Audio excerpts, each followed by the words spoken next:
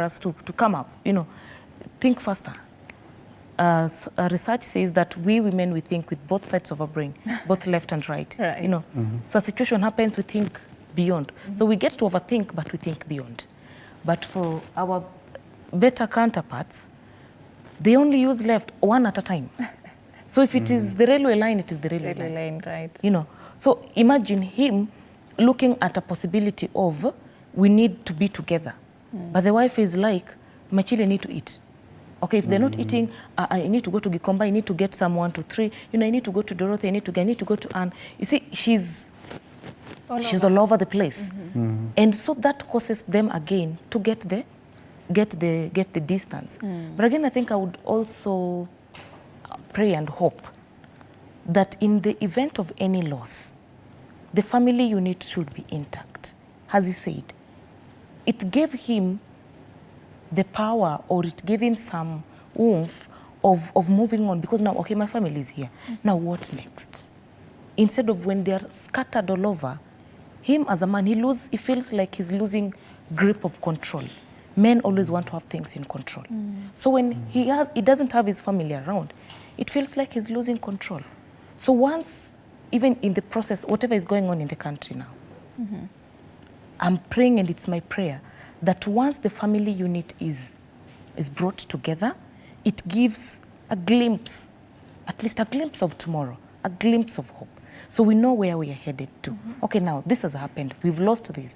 Now how can we move as a pack and not as a loner? Now, Dorothy, I would love to know, when they come to you, when people were affected by now the floods, they're starting from zero. People affected by the fire, they're starting from zero. How do you take them through this process of counseling? Do you know, for example, now maybe I tell a friend of mine, just randomly, I'm going through this, and this, and they say they come on, what's out to do? For you, how do you walk them through this process?